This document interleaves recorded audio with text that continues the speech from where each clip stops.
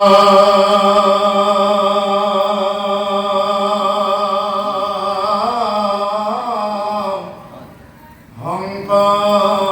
মাধব গুরু হরে রাম হরে রাম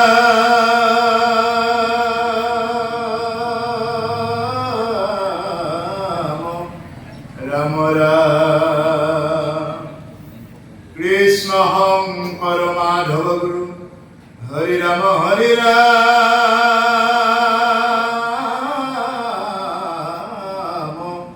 রাম রাম কৃষ্ণ। শ্রীমদ ভাগৱত একাদশ স্কন্ধ শ্ৰীকৃষ্ণায় নম। শ্ৰীকৃষ্ণৰ যদুবংশ ধ্বংসৰ ইচ্ছা আৰু মুনিসকলৰ অভিধান। একাদশ স্কন্ধৰ আৰম্ভণিৰ পৰা আপোনালোকৰ আজ্ঞা অনুসৰি আমি আৰম্ভ কৰিব লৈছোঁ। ভগৱন্ত পুৰুষৰ বৈকুণ্ঠ প্ৰয়াণ সম্পৰ্কে তেওঁ যে যাব ওলাইছে, ইয়াৰ আগত কি কি হয়, অৰ্থাৎ কৃষ্ণ উদ্ধৱ সংবাদৰ আগত কি কি হয়, কি কি কথা চলি গৈছে, এই সমস্তখিনি ইয়াতে কোৱা হ'ব। প্ৰভুসকল, এই ভাগৱত অনুষ্ঠান যে আপোনালোকে আয়োজন কৰিছে, এই ভাগৱত অনুষ্ঠান আগতে ভাগৱত ফলৰ দৰে হৈ আছিলে। ভাগৱত আগতে ফলৰ দৰে হৈ আছিলে, আৰু এই ভাগৱত যেতিয়া সুকমুখে ভূমি পৰিল, লগে লগে ভাগৱত কি হৈ গ'ল, ফলৰ পৰা ৰসলৈ ৰূপান্তৰিত হৈ গ'ল। সেইকাৰণে আৰম্ভণিতে হ'ব লাগিব, নিগম কল্পতৰুৰ গৰ্লিতম ফলম সুত মুখাদমৃত দ্ৰৱ সংযুতম পিবত ভাগৱত ৰসম আলয়ম মুহুৰহু ৰসিকা ভুবি ভাবুকা। এই ভাগৱতৰ ৰস ভাবুক হৈ পান কৰা। এনে যদি ওপৰে ওপৰে বা বেলেগ চাই, বেলেগ চিন্তা কৰি, বেলেগ ভাৱনাৰে যদি ভাগৱতৰ ৰস আস্বাদন কৰিবলৈ যদি কোনোবা আহে, এই ভাগৱতৰ কথাই তেওঁ ক্ৰিয়া নকৰিব। তাকে অসমীয়াত মহাপুৰুষে ভাঙনি কৰিছে, এই সকল নিগম কল্পতৰু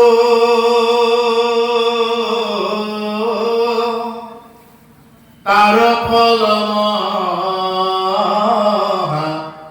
ভাগৱত হুকমুখে কি ভূমিত ভৈৰাদীত ৰসত চতুৰ যিটো জন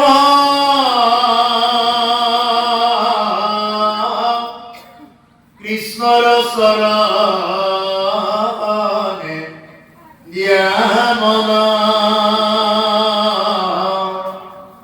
পৰম সন্তোষে তিওক ৰসয়মৃত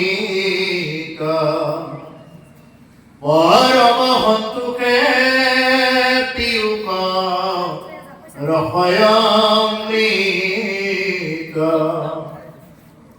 সকলো নিগম কল্পতৰু শাস্ত্ৰসমূহৰ ভিতৰত ভাগৱতে একমাত্ৰ উত্তম শাস্ত্ৰ। প্ৰভুসকল, যি মৃত্যুমুখী পৰীক্ষিতক এই ভাগৱত কথা শুনালে, এই ৰজা পৰীক্ষিত আছিল ই মৃত্যুমুখী লোক। ৰজা পৰীক্ষিত যেনেদৰে মৃত্যুমুখী লোক, আমিও তেনেদৰে মৃত্যুমুখী লোক। ৰজা পৰীক্ষিতৰ 7 দিন সময় আছিলে, আৰু আমাৰো সেই 7টা দিনেই সময়। সোমবাৰ, মঙল, বুধ, বৃহস্পতি, শুক্ৰ, শনি, ৰবি, এই 7টা বাৰৰ ভিতৰতে ৰজা পৰীক্ষিতৰ মৃত্যু হ'ব বুলি জানিছিল। এইটো ৰজা পৰীক্ষিতৰ জীৱনৰ কাৰণে পৰম সৌভাগ্য আছিলে। আৰু আমাৰ দুৰ্ভাগ্য হ'ল, আমি কোনটো 7 দিনত পৰিম আমি নাজানো। এই হ'ল আমাৰ দুৰ্ভাগ্য। আৰু যাৰ কাৰণে আজি আমাৰ জ্ঞানজ্যোতি সংঘৰ উদ্যোগত যি নেকি ভাগৱত পাঠ ব্যাখ্যাৰ অনুষ্ঠানৰ আয়োজন কৰিছে, কিয় কৰিছে? তেওঁলোকে নিশ্চয় জানে যে এই ভাগৱত অনুষ্ঠানতে কি হৈ আছে, জীৱনৰ সমস্ত ৰস ইয়াত জড়িত হৈ আছে। গতিকে ৰজা পৰীক্ষিতে যেনেদৰে জানিছিল যে অহা 7 দিনত মৰিব, আমি কোনদিনা মৰিম আমি কোনেও ক'ব নোৱাৰো। কোনটো সোমবাৰত মৰিম, কোনটো মঙলবাৰত মৰিম আমি কোনেও নাজানো। হেন জানি ৰজা পৰীক্ষিততকৈ আৰু এখন চাৰা হৈ আমি কি কৰিব লাগে, কৃষ্ণ কথা শ্ৰৱণ কৰিব লাগে, কীৰ্তন কৰিব লাগে। ভাগৱত শুনাৰ আগতে এইখিনি আমি জানি ল'বই লাগিব। ৰজা পৰীক্ষিতে অকণমান পানী বিচাৰি নাপায় নিগৰা কৰিব গৈ সমীক মুনি ডিঙিত মৰা সৰ্প আঁৰি দিছিলে আৰু সেইজন ৰজা পৰীক্ষিতে 7 দিন 7 ৰাতি ভাগৱত শুনিলে এটুপি পানী নোখোৱাকৈ। যি ৰজা পৰীক্ষিতে অকণমান পানীৰ কাৰণে মৰা সৰ্প আঁৰি দি অভিশাপ পাব লগা হৈছিলে সেইজন ৰজা পৰীক্ষিতে 7 দিন 7 ৰাতি ভাগৱত শুনিলে এটুপি পানী নোখোৱাকৈ। আৰু আমি যে ইমান দিন ভাগৱত শুনি আছো আমাক ভাগৱতে কিয় নকৰাৰ তাৰ মূল কাৰণটোৱে হ'ল ভাগৱততকৈ আগত আমাৰ খোৱা লোৱাত ব্যস্ত। আপোনালোকৰ ইয়াত নহ'ব পাৰে বহু ঠাই ভাগৱতৰ আৰম্ভ হ'ব কি নহ'ল ঠিক নাই, আগতেই মানে আমাৰ চাহ কিহেৰে দিব, তামোল আছেনে নাই, দিছেনে নাই, এইবিলাক আমি ইন্দ্ৰিয়বিলাকক বৰিমুখী কৰি দিলোঁ, যাৰ কাৰণে আমাৰ কি হৈ যায় অন্তৰ্মুখী কৰি ল'ব নোৱাৰাৰ কাৰণে ভাগৱতৰ কথাই জীৱনত ক্ৰিয়া নকৰিব পাৰে। ৰজা পৰীক্ষিতে ভাগৱত শুনিছিলে তেনেদৰে শুনাৰ কাৰণে গতি পালে। যি ৰজা পৰীক্ষিতে ভাগৱত শুনিছিলে গুৰুদেৱ মই মৰিলো, গুৰুদেৱ মই মৰিলো এই বুলি ভাগৱত শুনিছিল আৰু ভাগৱতৰ একেবাৰে দ্বাদশ স্কন্ধক ক'ব, ব্ৰহ্মজ্ঞানত ক'ব এই কথাখিনি, এই গুৰুদেৱ মই তৰিলো এই বুলি ক'ব। অৰ্থাৎ ভাগৱত মানে হ'ল মৰিলোৰ পৰা তৰিলো হোৱাৰ নামেই হ'ল ভাগৱত। আমি মৰিলোৰ পৰা তৰিলো হ'বই লাগিব পূৰ্বপদ। আমি যদি মৰাতেই থাকি থাকো, আমি ইমান দিনে ভাগৱত শুনি যদি আমাৰ জীৱনত যদি পৰিৱৰ্তনেই নহ'ল, আমাৰ জীৱনত যদি অকণমান তেনেকুৱা ধৰণৰ কোনো ধৰণৰ উদাৰ জীৱৰ প্ৰেম এইবিলাকেই যদি নাহিলে ভাগৱতৰ কথাই কেনেদৰে ক্ৰিয়া কৰিব। গতিকে সেইকাৰণে প্ৰভু কল ভাগৱত শুনাৰ আগতে আমি সদায় সাৱধান হৈ শুনিব লাগে। সাৱধান ক'ত লিখা থাকে? কাৰেক্টৰ টেক্সট লিখা থাকে। সাৱধান, ডেঞ্জাৰ, খাতৰা। आता येता हो সাৱধান ক'ত লিখা থাকে? কাৰেক্টৰ টেক্সট লিখা থাকে। সাৱধান, ডেঞ্জাৰ, খাতৰা। কোনোবাই টেক্সট জানিয়ে হওক নাজানিয়ে হওক যদি কোনোবাই লাৰি দিয়ে কি হৈ যাব? এইটো জ্বলি যাব। ঠিক তেনেকুৱা ভাগৱতৰ ওচৰত আহি যদি আমি বিভিন্ন ঘৰচুৱা কথা কৈ থাকোঁ, বিভিন্ন প্ৰকাৰৰ আমি জিভাৰ সোৱাদ কিবা কিবি এইবিলাকত বেছি গুৰুত্ব দি থাকিলে ভাগৱতৰ কথাই আমাৰ জীৱনত ক্ৰিয়া নকৰে। এইকাৰণে প্ৰভু অকল ভাগৱতৰ আৰম্ভণিতে আমি এই কথাখিনি কৈ লৈছোঁ, যিখিনি মূল কথা নকলে নহয়। গতিকে ইয়াৰ পিছত আমি এতিয়া পদবন্ধে কি কৈ আমি আগবাঢ়িছোঁ। কৃষ্ণ হে ৰাম জয় জয় জগত জনপতি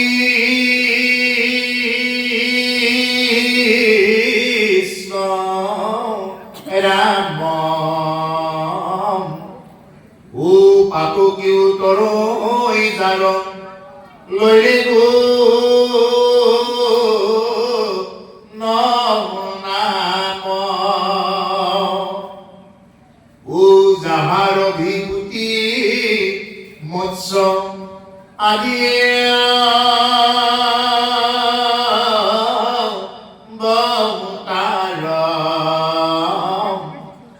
ও হেনয় কৃষ্ণক কোটি কোটি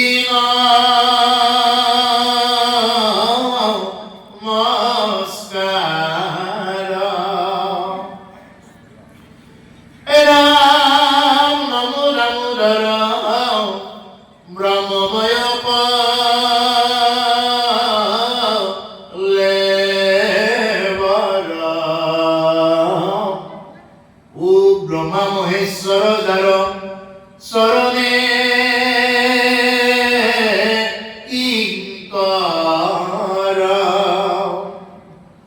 হেনয় কৃষ্ণক পৰি শংকৰে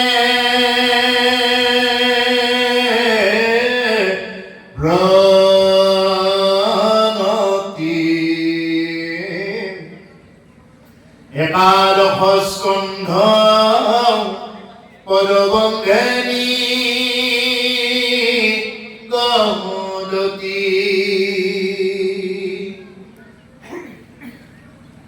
কৃষ্ণ প্ৰভুসকল, আজি বতৰৰ কাৰণে মানুহ কম হ'লেও যিকেইজন ভকত বহি আছে ইয়াতে সকলোৱে এই কথাবিলাক জানে। যদুবংশ ধ্বংসৰ ইচ্ছা কোনে নাজানে? চবেই জানে। আমি ধৰ্ম কি কোনে নাজানে? চবেই জানো। অধৰ্ম কি কোনেনো নাজানে, তাকো চবেই জানো। ইয়াত যে ভাগৱতৰ ব্যাখ্যাকাৰ আহি যে ক'ব লাগিব ধৰ্ম কি অধৰ্ম কি এইটো কিবা কথা নেকি? নহয়, চবেই জানো, হয়নে? কোনটোক অধৰ্ম বুলি কয় আৰু ধৰ্ম কাক কয় আমি সৰুৰ পৰা ডাঙৰলৈ কম বেছি পৰিমাণে প্ৰায়ে সকলোখিনি জানো। কিন্তু আমি ধৰ্মটো তিষ্ঠি থাকিব নোৱাৰো আৰু অধৰ্মও এৰিব নোৱাৰো। আমাক খাই মাৰিছে এই দুটা কাৰণে। ধৰ্ম জানো মই তথাপি প্ৰবৃত্তি নাই, অধৰ্মত নিবৃত্তি নহয়। ধৰ্ম কি জানো, কিন্তু পাবৰ কাৰণে ইচ্ছা নাই, ধৰ্ম কৰিবৰ কাৰণে ইচ্ছা নাই।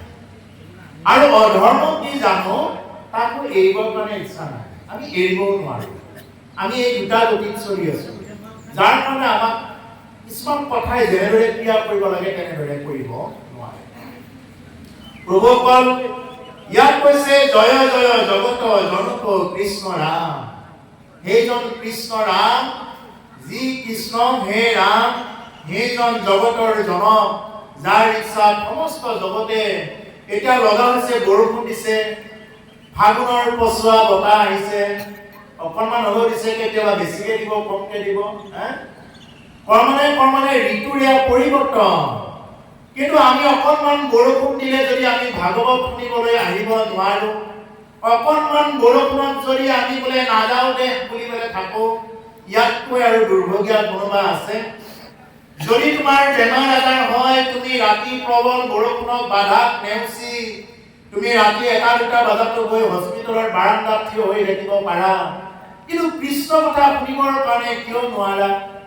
ভাগৱতে প্ৰশ্ন কৰিব এইবিলাক যে তুমি যে পিছ হুঁকি দিছা, কিয় দিছা? যে বৰষুণ দিছে, অকণমান বৰষুণ দিছে, প্ৰকৃতিৰ কাম প্ৰকৃতিয়ে কৰিব, কিন্তু আমাৰ কাম আমি কৰি যাব লাগে। গতিকে ইয়াত কৈছে যিজন জগতৰ জনকৰ ইচ্ছাত সৃষ্টি হয়, পালন হয়, সংহাৰ হয়, তেওঁই ব্ৰহ্মাৰূপে সৃষ্টি কৰে, তেওঁই বিষ্ণুৰূপে পালন কৰে, তেওঁই ৰুদ্ৰৰূপে সংহাৰ কৰে। সেই এজনৰে এই তিনিটা সত্য, ৰজ আৰু তম গুণৰ এই এজনেই কিন্তু মেইন। সেইকাৰণে ভাগৱতৰ প্ৰথমতে কৈছে জয় জয় কৃষ্ণ কৃপাময় মহেশ্বৰ, যাৰ আজ্ঞা দিয়ে মহে প্ৰজাপতি হয়। ব্ৰহ্মা হৰক কি কৰে? গোটেইবিলাক আজ্ঞা যাৰ ইচ্ছাত পালন কৰে, সেইজনে হ'ল ঈশ্বৰ কৃষ্ণ, দৈৱকী নন্দন কৃষ্ণ। আৰু তেওঁই ভূমি ভাৰ হৰণ কৰিবৰ কাৰণে সম্ভৱামি যুগে যুগে যুগে যুগে কি হৈ যায়?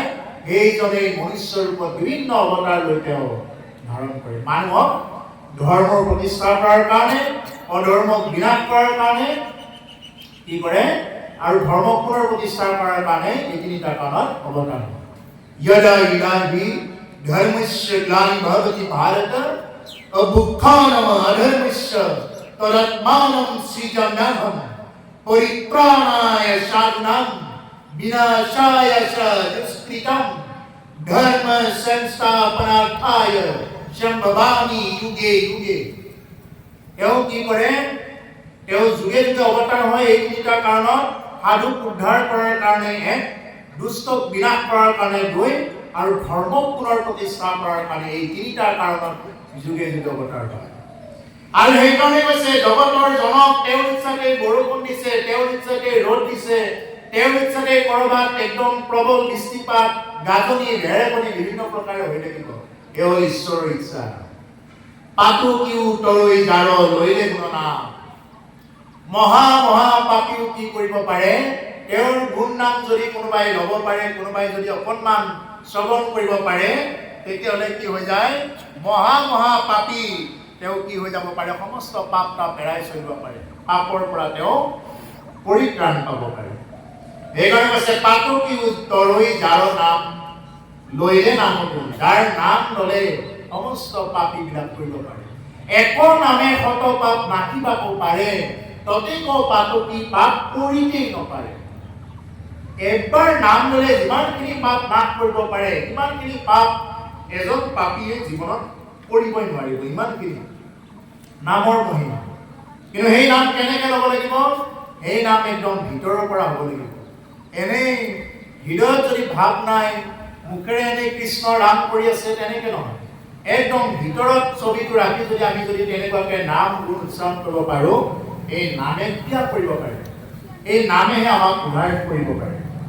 যাহাৰ বিভূতি মৎস্য আদি অৱতাৰ, যাৰ বিভূতি এইবিলাক মৎস্য, কুৰ্ম, বৰাহ, নৰসিংহ, এইবিলাক হ'ল প্ৰভু ভগৱন্তৰ একোটা বিভূতি। হেন কৃষ্ণক কোটি কোটি নমস্কাৰ। আৰু সেইজন ঈশ্বৰ কৃষ্ণ, দৈৱকীনন্দন ঈশ্বৰ কৃষ্ণ, যাৰ ইচ্ছাত সমস্ত সৃষ্টি স্থিতি লয় হৈ আছে, যাৰ ইচ্ছাত আপুনি মই আজি ইয়াত আহিব পাইছোঁ, তেওঁৰ ইচ্ছাতে সেইজন ঈশ্বৰ কৃষ্ণক পোনপ্ৰথমতে ভাগৱতৰ পৰা কোটি কোটি বাৰ প্ৰণাম কৰি লোৱা হৈছে। নমো দামোদৰ ব্ৰহ্মময় কলেবৰ, ব্ৰহ্মা মহেশ্বৰ যাৰ চৰণে কিংকৰ। এইজন দামোদৰ ঈশ্বৰ কৃষ্ণ, যাৰ কলেবৰ, কলেবৰ মানে হ'ল শৰীৰ। ব্ৰহ্মা মহেশ্বৰ যাৰ চৰণে কিংকৰ। ব্ৰহ্মা আৰু সদাশিৱয়ো যাৰ চৰণৰ কিংকৰ মানে হ'ল চাকৰ। সদায় যাৰ নেকি সেৱা কৰে। প্ৰভুসকল, ব্ৰহ্মাটো একদম মানে চাৰিমুখে জপি পাৰ নাপায়।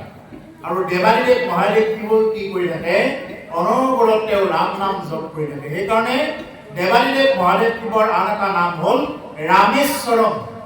ৰামকে ঈশ্বৰ বুলি মানে। বৈষ্ণৱৰ অগ্ৰগণ্য, বৈষ্ণৱৰ প্ৰথম জনা হ'ল দেৱাদিদেৱ মহাদেৱ শিৱ। আৰু তেওঁ কি কৰে, কেৱল ৰাম নাম জপ কৰি থাকে। সেইকাৰণে পাৰ্বতীক কৈছে, হে পাৰ্বতী, যদি কোনোবাই ৰ উচ্চাৰণ কৰে আৰু ৰাম বুলি ক'ব নেকি বুলি মানে ভাবো, এই বুলি কৈছে। কোনোবাই যদি ৰ বুলিও যদি কোনোবাই উচ্চাৰণ কৰে, ৰামটোৱে ক'ব নেকি বুলি তেওঁ ভাবে, কাণখন খুৱাই দিয়ে। এইজন হ'ল দেৱাদিদেৱ মহাদেৱ শিৱ। গতিকে সেইকাৰণে প্ৰভুসকল, এয়া হ'ল মানে সত্তৰ ৰজতম গুণত থকা সেই তিনিও দেৱতাই সেইজন ঈশ্বৰৰ চৰণতেই সদায় বন্দনা কৰি থাকে। নমো দামোদৰ ব্ৰহ্মময় কলেবৰ, ব্ৰহ্মা মহেশ্বৰ যাৰ চৰণে কিংকৰ। হেনৈ কৃষ্ণক কৰি শংকৰে প্ৰণতি। আৰু সেইজন ঈশ্বৰ কৃষ্ণক আমাৰ কৃপালু গুৰু শংকৰদেৱ গুৰুজনাই অশেষবাৰ প্ৰণাম কৰি লৈছে। কৈছে একাদশ স্কন্ধ পদবন্ধে নিগদতি। আৰু একাদশ স্কন্ধ পদবন্ধে এতিয়া তেওঁ আমাৰ মাজত দাঙি ধৰিব। হে ৰাম উদ্ধৱত পৰম ভকতি হৰি। ও বিপ্ৰহাপ চলে যদু কুলপ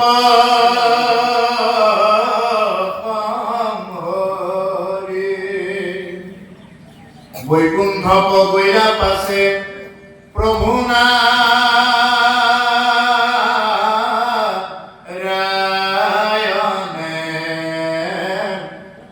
ও ৰুচিৰা শংকৰে কথা কৃষ্ণৰ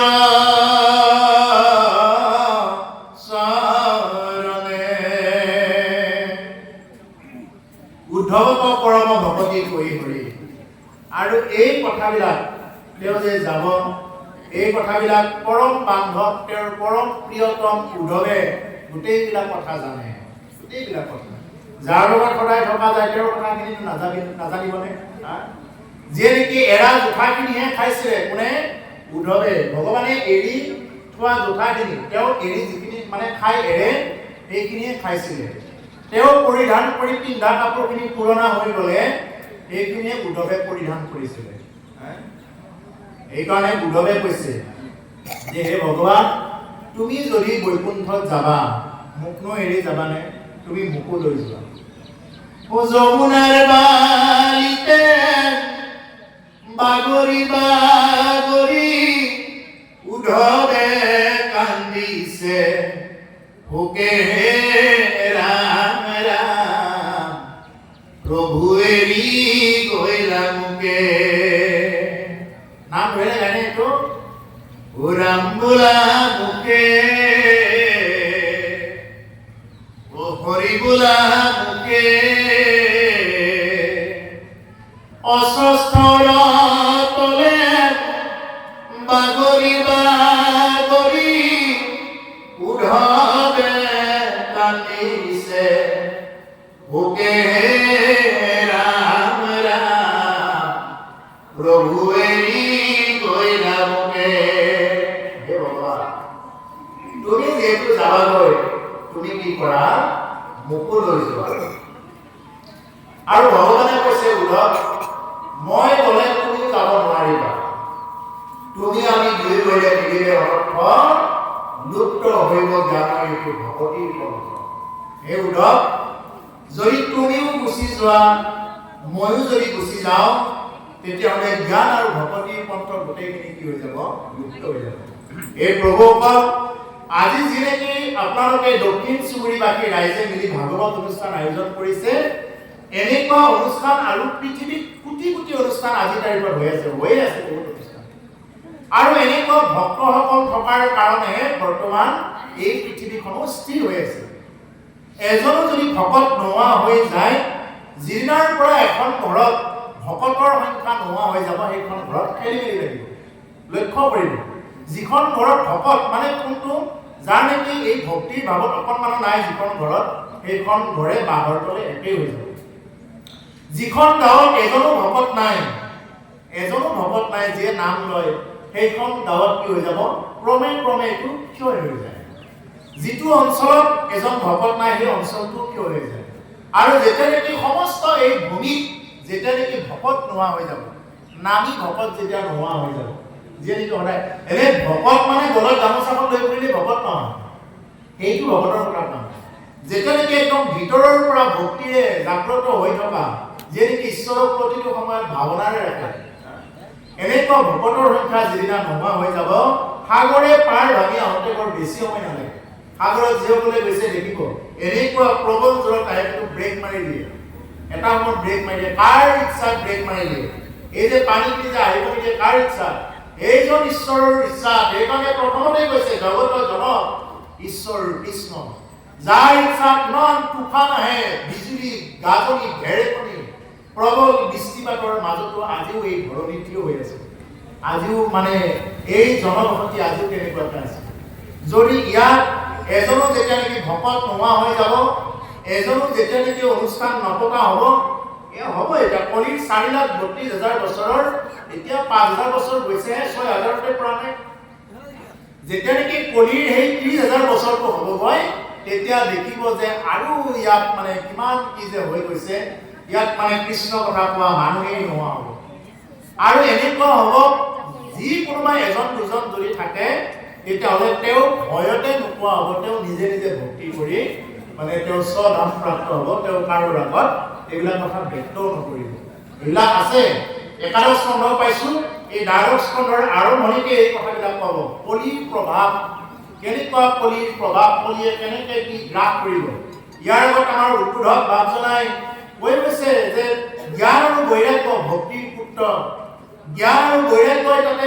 বৃদ্ধ হৈ গৈছিলে বৃদ্ধ হৈ গৈ এগৰাকী মাতৃয়ে কান্দি আছে আৰু এই পুত্ৰকেইজনো বৃদ্ধ হৈ গৈছে একদম ডেকা অৱস্থাতে বৃদ্ধ হৈ গৈছে নাৰদ মুনিয়ে আহি যেতিয়া নেকি ক'লে বোলে কিয় কান্দি আছে তেতিয়া মানে ক'লে বোলে আমি কান্দি আছোঁ কি কাৰণত মানে সেই বস্তুটো তেওঁলোকে উৱা দি পোৱা নাই যেতিয়া নেকি বাপজনে কৈছে বদৰিকা আশ্ৰমত যাওঁতে কি হ'ল তেওঁলোকে 4 ইদ্ধক লগ পালে নাৰদ মুনিয়ে আৰু 4 ইদ্ধৰ পৰা যেতিয়া নেকি ভাগৱত শুনাবৰ কাৰণে সৎকৰ্ম কৰা কি সৎকৰ্ম বোলে ভাগৱত শুনোৱাৰ লগে লগে কৃষ্ণ কথা শ্ৰৱণ কৰাৰ লগে লগে সেই জ্ঞান বৈৰাগ্য যি জৰা অৱস্থা পাইছিলে বৃদ্ধ অৱস্থা পাইছিলে জ্ঞান বৈৰাগ্যই পুনৰ যৌৱন শক্তি ঘূৰাই পায় ঠিক তেনেকুৱা আমাৰো এই জ্ঞান বৈৰাগ্য এইবিলাক যদি আমাৰ ভক্তিৰ পৰা নোহোৱা হৈ যাব তেতিয়া এইবিলাকক পুনৰ সেই সজীৱ অৱস্থালৈ আনিবৰ কাৰণে কি কৰিব লাগিব ভক্তি যুক্ত কৰাই দিব লাগিব যে আজি যেনেদৰে ভক্তি যুক্ত কৰাই দিয়া হৈছে ঠিক তেনেদৰে ভক্তি যুক্ত কৰাই দিলেহে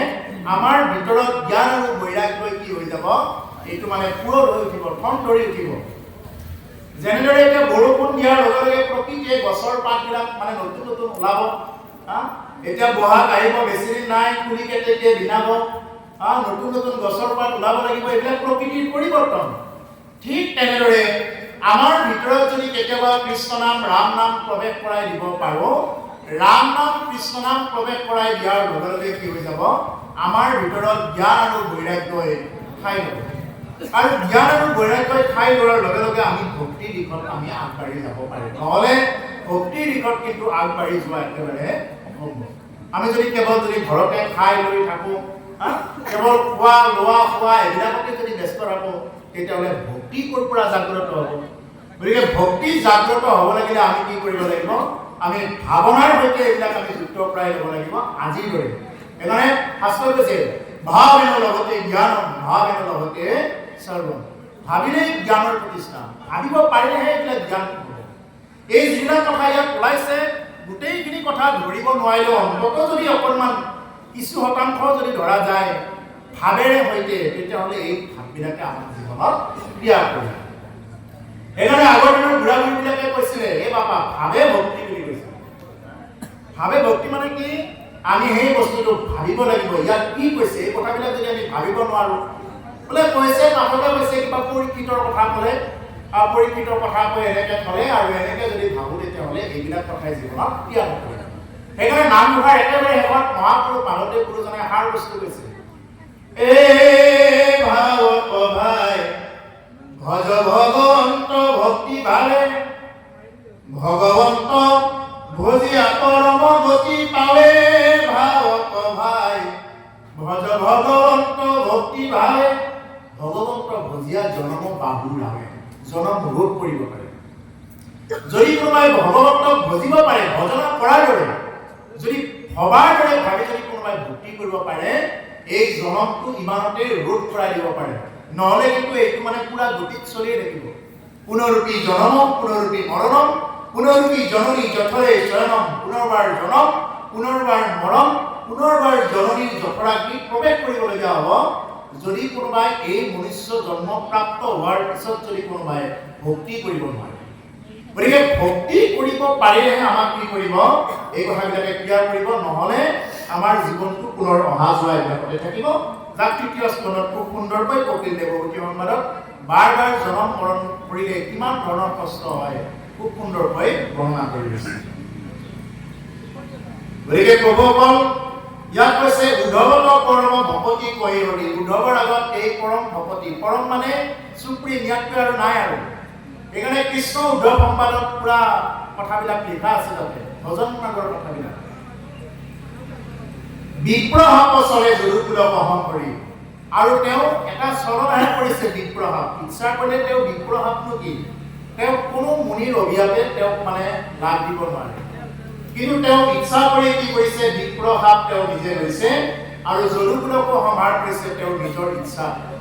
যদি যদুকুল থাকে, এটা সময়ত যদুকুলবাসীৰ এনেকুৱা এটা অহংকাৰ আহি গৈছিলে, বোলে আমাতকৈ শ্ৰেষ্ঠ আৰু নাই, আমি শত শত ইন্দ্ৰক পৰাজিত কৰি দিব পাৰো। ইন্দ্ৰ, বায়ু, বৰুণ, কুবেৰ এইবিলাক কি যক্ষ, এইবিলাককতো আমি অতি সহজে পৰাজিত কৰি দিব পাৰো। এনেকুৱা এটা সময়ত যদুকুলবাসীৰ এটা অহংকাৰ হৈ গৈছিলে, আৰু সেই অহংকাৰে যেতিয়া চৰম সীমা পাইছিলে, তেতিয়া তেওঁ এই যদুকুল ধ্বংস কৰি দিব লগা এটা অৱস্থাত পৰিছিলে। সেইকাৰণে কৈছে বৈকুণ্ঠক গৈলাপ আছে প্ৰভু নাৰায়ণে, আৰু প্ৰভু নাৰায়ণে বৈকুণ্ঠলৈ সেইকাৰণে গমন কৰিছে। সেইখিনি উদ্ধৱৰ আগত কৈছে। উদ্ধৱে এনেকুৱাকৈ কান্দিছে, প্ৰভু একদম বাগৰি বাগৰি কান্দিছে। শেষত গৈ কি কৰিছে? উদ্ধৱক ভগৱানে তেওঁৰ খৰমযোৰ দি পঠাইছে। এই উদ্ধৱ লয়া যাৱা দুখানি খৰম, লয়া যাৱা দুখানি খৰম, অ মোৰ বাক্য কৰিবা পালন, হে বান্ধৱ সখী, ও চলি যাৱা বদৰিকা লাগিয়া। হে বান্ধৱ, হে মোৰ প্ৰিয় সখা, তুমি মোৰ খৰমযোৰ হ'লেও লৈ যোৱা, মোক যাব দিয়া, তুমি মোৰ লগত যাব নালাগে। উদ্ধৱ সখীয়া হে বান্ধৱ সখী, ও চলি যাৱা বদৰিকা লাগিয়া। হে বান্ধৱ, তুমি মোৰ খৰমযোৰ লৈ হ'লেও তুমি কি কৰা?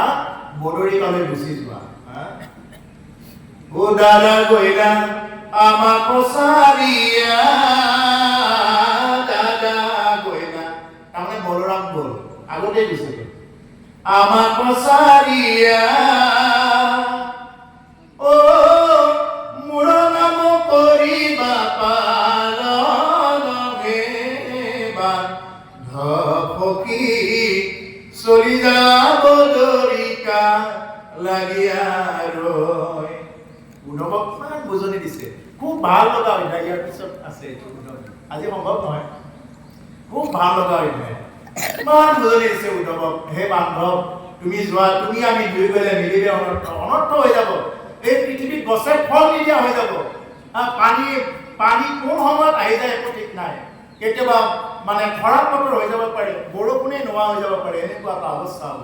গতিকে সেই বান্ধৱ উদ্ধৱ তুমি থাকিব লাগিব ইয়াত। সেইকাৰণে উদ্ধৱ আজিও জীৱিত হৈ আছে, আজিও ইয়াত আছে উদ্ধৱ, মৃত্যু, হনুমান এইবিলাক মানে অমৰ হৈ আছে, এতিয়াও জীৱিত হৈ আছে। গতিকে তেওঁলোকক যিকোনো ব্যক্তিয়ে সৰ্বচকুৰে যেনেকে সেনেকে প্ৰাৰ্থনা কৰে। ও হৃদয়ৰ ঈশ্বৰ পৰম গুৰু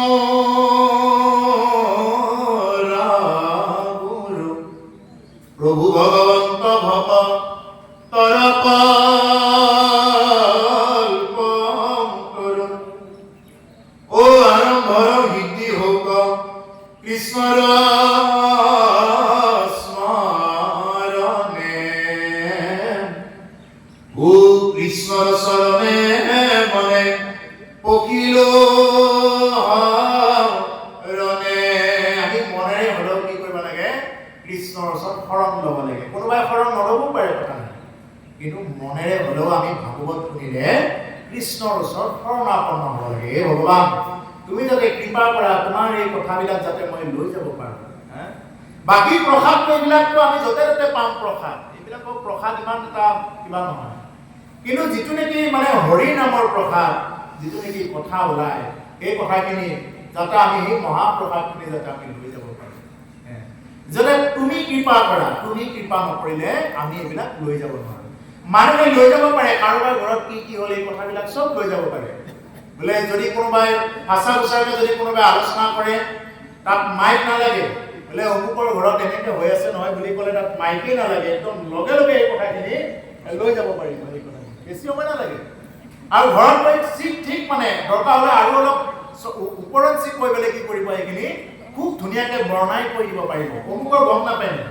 মই ভাগৱত অনুষ্ঠানত যাওঁতেহে গম পাওঁ অমুকৰ ঘৰত যে এনেকুৱা হৈ আছে। মই এইখিনিতে কওঁ, আইসকলৰ কেইজনমান ইয়াতে আহচনৰ পাতল পাতল লাগি আছে, দুজন মানে আহক ইয়াতে আইসকলৰ এইখিনি বহচোন পাতল পাতল হৈ আছে। গৃহস্থ হ'লেও আহক, একো নহয়, আহচোন মানুহজন তুমি অকণমান ৰাখিবা। আৰু হৃদয়ৰ পৰা আমি তেনেকুৱাকে মানে ঈশ্বৰ গুৰু আমি স্মৰণ কৰি ল'ব লাগে। আৰু হৃদয়ৰ পৰা যেতিয়া নেকি গুৰু ঈশ্বৰক যেতিয়া নেকি আমি স্মৰণ কৰি ল'ম, এই কথাবিলাকে আমাৰ জীৱনত ক্ৰিয়া কৰিব।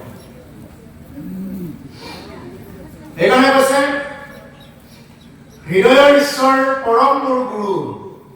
হৃদয়ত আমাৰ কি হৈ আছে? ঈশ্বৰ স্থিতি হৈছে প্ৰত্যেকৰ হৃদয়ত। যদি আমি সাক্ষাৎ যদি গুৰু এতিয়ালৈ ধৰা নাই, কোনোবাই মই জনাত বেছিভাগে ধৰিছে, যদি কোনোবাই ধৰিবও বাকী আছে, হৃদয়ৰ ঈশ্বৰক এই গুৰু বুলি বৰ্তমান সময়খিনিত ধাৰণ কৰক। আৰু কৈছে পৰম মোৰ গুৰু প্ৰভু ভগৱন্ত ভকতৰ কল্পতৰু। আৰু প্ৰভু ভগৱন্ত হ'ল আমাৰ সকলোৰে কল্পতৰু। কল্পতৰু মানে প্ৰভু ভগৱন্তৰ ওচৰত যোনে যি বাঞ্ছা কৰে, সেই বাঞ্ছা কি হৈ যায়? মানে কৃপা কৰে প্ৰভু কল্পতৰু। কিন্তু আমি বাঞ্ছা কৰিবও নাজানো। আমি কেনেদৰে বাঞ্ছা কৰোঁ? বোলে চাকি এগছি দিছোঁ, চাকি গছি দি প্ৰভু ধনম দেহি, বিদ্যান দেহি, উত্তম দেহি, মনোৰমা ভাৰ্যান দেহি, কেৱল দিয়ক আৰু দিয়ক। মই নাইটোৰ ঘৰতেই ধৰি আছোঁ, কেৱল নাই নাই একো নাই, মানে মোৰ যেন একো নাই,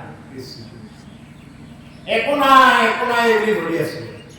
কিন্তু ভগৱানে আমাক যে ইমানখিনি দিছে, প্ৰভু অকল এটাই জানিব যে ভগৱানে আমাক যে এই নৰ শৰীৰটো দিছে, ইয়াতকৈ তেওঁৰ দিব লগা আৰু একোৱেই নাই, ইয়াতকৈ উৎকৃষ্ট দিব লগা আৰু একোৱেই নাই। কিন্তু আমাৰ মানুহে কি বুলি কয়? কিনো দিছে মোক ভগৱানে, কিনো দিছে বুলি কয়, কি দিয়া নাই? অন্য জীৱসকলক চাওক, বৰষুণত তিতি আছে, ইমান ঠাণ্ডাত আছে, উৰিবৰ কাৰণে কাপোৰ নাপায়। আমি অন্ততঃ উৰিবৰ কাৰণে ঠাণ্ডা লাগিলে আমি কাপোৰ উৰিব পাৰোঁ, গৰম লাগিলে এচি দিব পাৰোঁ, ফেনৰ তলত থাকিব পাৰোঁ, অন্ততঃ বিচনীখন হ'লেও ঘূৰাব পাৰোঁ। কিমানখিনি দিছে। সেইকাৰণে ভাগৱতৰ প্ৰথম স্কন্ধত কৈছে, বাক্য কৰ্ণ মন মুখ আছে যাৰ, হৰি ভকতি সমস্তৰ অধিকাৰ। যিয়ে নেকি অন্ততঃ ক'ব পাৰে, কাণেৰে নুশুনে যেনিবা ঠিক নাই, একো কথা নাই, কিন্তু অন্ততঃ ক'ব পাৰে তেওঁ হৰিক ভজাৰ অধিকাৰ আছে। বোলে তেওঁ মুখেৰেও ক'ব নোৱাৰে, কাণেৰেও নুশুনে, অন্ততঃ শুদ্ধ এটা মন আছে, তেওঁ হৰিক ভজনা কৰিব পাৰে। মনটোতো আছে, তেওঁৰ মনটোতো ঈশ্বৰে দিছে। বাক্য, কৰ্ণ, মন, মুখ, যাৰ এইবিলাক বস্তু আছে, অৰ্থাৎ আমাৰ মানৱক কৈছে তুমি মনুষ্যৰ ৰূপ লৈছা যেতিয়া তুমি যিয়েই নোহোৱা কিয় তুমি হৰি ভজনা কৰিবই লাগিব। আমি হৰিৰ ওচৰত এই যে কল্পটোৰ কথাখিনিৰ পৰা কৈছো, হৰিৰ ওচৰত আমি মাগিবও নাজানো, কি মাগিব লাগে সেইটো নাজানো। বোলে মোক ধন দিয়া, আৰে ধনটো পাপীৰ হাতত থাকে, মহা মহা পাপীৰ হাতত ধন আছে, কোটি কোটি টকা আছে, কেলেংকাৰীত ফচি আছে এইবিলাক। আৰে ভকতেও যদি ধনকেই বাঞ্ছা কৰে, ভকত আৰু মহাপাপীৰ মাজত পাৰ্থক্য থাকিলে কি? যদি এজন ভকতেও ধনৰ বাঞ্ছা কৰে, এজন মহাপাপীয়েও কেৱল ধনৰ বাঞ্ছা কৰি আছে, ভকত আৰু অভকতৰ মাজত থাকিল কি? গতিকে সেইকাৰণে ধনটো পাপীৰ মাজত থাকে, কিন্তু পাপীৰ মাজত ভক্তি নাথাকে, নাম ধন নাথাকে। আমাক ভাগৱতে কি কৈছে? নাম ধন কামাই কৰা, নাম ধন ধন নৰদয় নাম ধন বিনা জৈৰ ভূৰণম দন হে ৰাঘৱ জয় ৰামে জয় ৰঘুৰনন্দন। আন ধন লাগে, কি লাগে? নাম ধন লাগে। ইনু ভাগ্য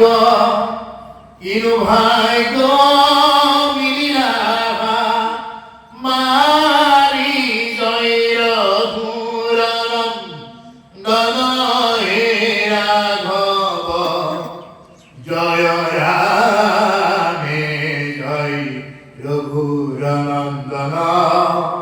কিনো ভাগ্য মিলিল আজি আমাৰ সমস্ত দক্ষিণ চুবুৰীবাসীৰ ৰাইজৰ, যে আমি একেলগে যে আমি ভকত দৰ্শন পাইছো। আমি সমস্ত বৈৰকা ইয়াত সকলোৱে ভকত। ভকত দৰ্শন হ'ল শ্ৰেষ্ঠ। ঈশ্বৰে আমাক কিমানখিনি দিছে, ইয়াতকৈ আৰু কি দিব? এতিয়া এই সময়খিনিত কিমানেতো এই হস্পিটেলত কান্দি আছে, উশাহ ল'বৰ কাৰণে অক্সিজেন বিচাৰি হাহাকাৰ। আমিতো এতিয়া উশাহটো লৈ থাকিব পাৰিছো ফ্ৰীতে, এতিয়া ফ্ৰীতে পোহৰ পাইছো। সেইকাৰণে আমি ঈশ্বৰৰ ওচৰত ধন্যবাদ দিব লাগে, হে ভগৱান মোক একো নালাগে, তোমাৰ নাম ধনেৰে যাতে মুক্তি না। আন ধন নলগয় নাম ধন বিনা জৈৰ ভূৰণম দন হে ৰাঘৱ জয় ৰামে জয় ৰঘুৰনন্দন। হে ভগৱান মোক একো নালাগে, তোমাৰ নাম ধনেৰে যাতে মোৰ দৰে এটা অধমক যাতে তুমি কিনি লোৱা, এই বুলি আমি ভগৱানৰ ওচৰত প্ৰাৰ্থনা কৰিব লাগে। এই বুলি ভগৱানৰ ওচৰত প্ৰাৰ্থনা কৰিব লাগে। আমি প্ৰাৰ্থনা কৰো কেনেকে?